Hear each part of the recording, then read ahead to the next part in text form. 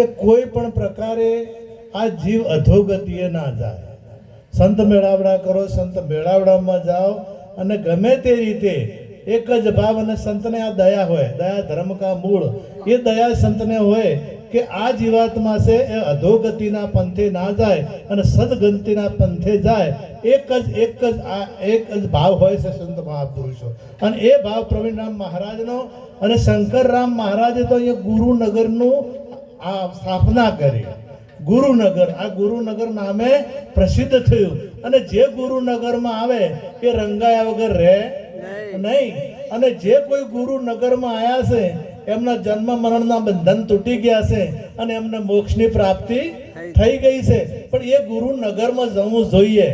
આ પ્રેમનગર, પ્રેમ કેરા પંથમાં પ્રેમી હજારો થઈ ગયા, વેમમાં ભૂલા પડેલા જો હતા ત્યો રહી ગયા. પ્રેમ સાચો પંથ છે સમજીને પ્રેમી જાય છે, વેમની વમણમાં વેમી જનો અટવાય છે. આ પ્રેમનો પંથ છે. અને આ પંથ જે સ્વીકારે તેને 100% પરમાત્માનો સાક્ષાત્કાર થાય ને થાય. પણ એ માર્ગ સ્વીકારવો પડે. અને સંત મહાપુરુષો જે કહે છે એ જીવનમાં ઉતારે તો એ સિવાય મેળ આવતો. અને એ ગુરુનગરમાં આવે. જે વચનથી વરે છે એ ગુરુનગરમાં આવે. ગુરુનગરમાં આવવું જેવી તેવી વાત નથી. આજુબાજુમાં કેટલાય ગામડા છે અને કેટલી પબ્લિક છે અને ખબર નથી. બધાને ખબર છે કે અહીંયા સંત મેળાવડો છે અને આ ગુરુનગર છે. તો ગુરુનગરમાં કેટલા આયા છે અને જે આયા છે એને ધન્યવાદ આપું.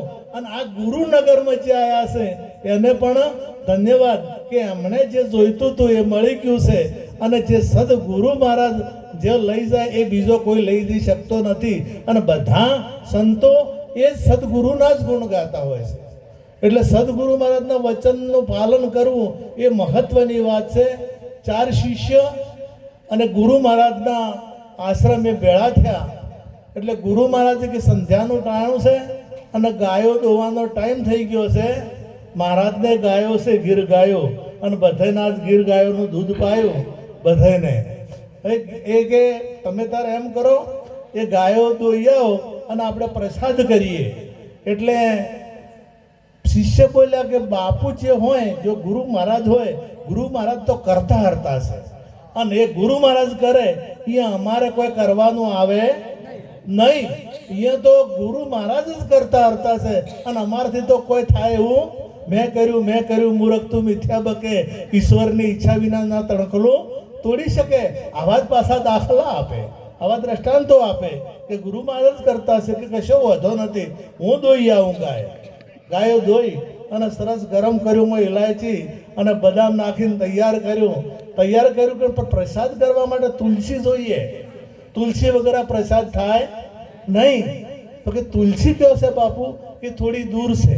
અહીંયા તુલસી નથી. કે એના કેવા પત્તા આવે? કે વડના પત્તા જેવા આવે, પેપરના પત્તા જેવા આવે. કેવા આવે? કે અમે તુલસી ઓળખતા નથી. કે તમે નહીં ઓળખતા ને તો હું ચાલી શકતો નથી, જોડી કરો અને 4 જણા ઉપાડો મને, અને હું તુલસી આવે એટલે બતાવું. હવે 4 એક ગૌ હેડ્યા, 2 ગૌ હેડ્યા અને તુલસીનું વન આવ્યું. આખું તુલસીનું વન આવ્યું. એટલે કે બાપુ તુલસી નથી આટલામાં કહેવાય કે તમે તો ઓળખતા નહીં ને? કે ના, અમે નહીં ઓળખતા. તો હેડો, હજી દૂર છે, હજી તુલસી આવી નથી. આવા જે હોય આખી જિંદગી હેડે તો ઠેકાણું પડતું નથી. આ તો ગુરુનું વચન કે ગુરુ શિષ્ય બે બેઠા હતા. 2 કાગળનો કટકો આટલો હતો અને ગુરુ મહારાજે કીધું કે ઓના 100 કટકા કરો. મહારાજ જેવો એક જણો હતો, મહારાજ જેવો, કે બાપુ 100 ટુકડા થતા હશે ના? ટુકડા થયો. આ તો નાનો કટકો છે, આના 100 ટુકડા થાય નહીં. અને બીજાને કીધું કે તું કર. એને શરૂ કર્યું, 2 ટુકડા કર્યા અને ગુરુ મહારાજ કે થઈ ગયા. કે બાપુ હાવ શું આવું થતા હશે? આ તો 2 જ થયા છે.